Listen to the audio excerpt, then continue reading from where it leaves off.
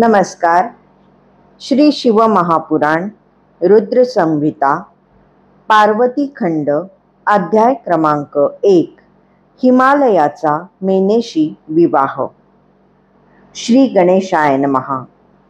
नारद ब्रह्मदेवांना म्हणाले, पितामह, देवी सतीने पित्याच्या यज्ञात देहत्याग केला, नंतर ती हिमालयाची कन्या कशी झाली, तिने उग्र तपश्चर्या करून शंकरांना कसे प्राप्त करून घेतले, याविषयी सविस्तर सांगण्याची कृपा करा.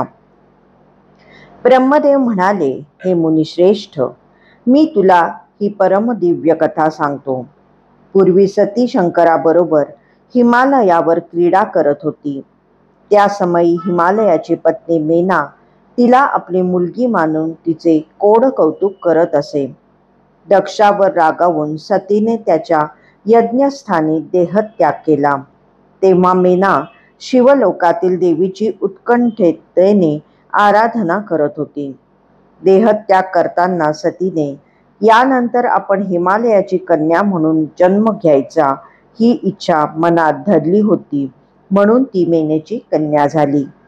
तिचे पार्वती असे नामकरण करण्यात आले. नारदा, तुझ्या उपदेशावरून तिने दुस्सह तपश्चर्या केली आणि शिवजींनाच पती म्हणून प्राप्त करून घेतले. नारद म्हणाले, हे विधे, ज्या अर्थी सतीने मेनेच्या पोटी कन्या म्हणून जन्म घेतला, त्या अर्थी ती मोठी पतिव्रता आणि श्रेष्ठ स्त्री असली पाहिजे. मला तिची उत्पत्ती, तिचा विवाह आणि तिचे सर्व चरित्र सांगा. ब्रह्मदेव म्हणाले, पार्वतीच्या मातेचे चरित्र अतिशय पवित्र आणि भक्तिवर्धक आहे, ते ऐक. उत्तरेस हिमालय नावाचा एक विशाल पर्वत आहे. तो पर्वतांचा राजा असून देवस्वरूप, महातेजस्वी आणि सर्वार्थाने समृद्ध आहे. त्याची स्थावर आणि जंगम अशी 2 स्वरूपे आहेत. मी त्याच्या स्थावर स्वरूपाचे थोडक्यात वर्णन करतो. तो पूर्वेला आणि पश्चिमेला दोन्ही बाजूंनी समुद्राला जाऊन भिडला आहे. उत्तरेकडील जमिनीची सीमा म्हणून तो मानदंडासारखा उभा आहे. तो रमणीय पर्वत नाना प्रकारच्या रत्नांचे आगर आहे. त्याचा संपूर्ण परिसर विविध वृक्षांनी व्याप्त आहे. अनेक शिखरांमुळे तो फारच शोभून दिसतो.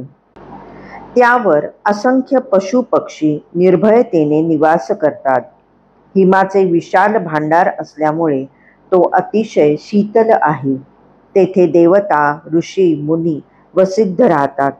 तो पर्वत अतिशय पवित्र असून भगवान शंकरांना सर्वात प्रिय आहे. त्यावर अनेकांच्या तपश्चर्या सफल झालेल्या आहेत. हिमालय अनेक धातूंच्या खाणींनी संपन्न आहे. सर्वांग सुंदर आणि रमणीय आहे. तो दिव्य आहे, शुभ आहे, महात्म्यांनाही पावन करणारा आहे. तो अनेक आश्चर्यांनी युक्त असून भगवान विष्णूंचा अविकृत अंश आहे.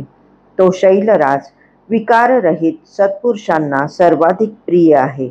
असो, एके समयी आपले कुळ वाढावे, धर्मवृद्धी व्हावी, तसेच देवतांचे आणि पितरांचे हित व्हावे, या उद्देशाने हिमालयाने विवाह करण्याचे ठरवले. ते मग आपल्या स्वार्थाचा विचार करून सर्व देव दिव्य पितरांकडे गेले व म्हणाले, हे पितरांनो, तुम्ही प्रसन्न चित्ताने आमचे म्हणणे ऐका. देवकार्ये सिद्धीस जावीत आणि तुमचेही अभिष्ट व्हावे असे तुम्हाला वाटत असेल तर तुमची मेना नावाची जी मंगलकारक कन्या आहे ती पर्वतराज हिमालयाला द्या. त्यामुळे तुम्हाला लाभ होईल आणि आम्हाला पदोपदी जे दुःख सोसावे लागते त्याचेही निवारण होईल. पितरांनी देवांचे म्हणणे मान्य केले आणि आपल्या कन्येला पूर्वी मिळालेल्या शापाचे स्मरण करून त्या विवाहाला संमती दिली. त्यांनी प्रसन्नतेने सर्व तयारी केली आणि मेनेचे हिमालयाशी लग्न लावून दिले. त्या विवाह उत्सवास विष्णू आदी सर्व देव आणि ऋषीमुनी उपस्थित होते. त्या मंगल प्रसंगी पितृगणांनी अनेक प्रकारची दाने दिली. निमंत्रितांचा थोर सत्कार केला. सर्वांनी पितरांची आणि हिमालयाची स्तुती केली. समारंभ आटोपल्यावर मंडळी शिवस्मरण करत आपापल्या स्थानी परतली.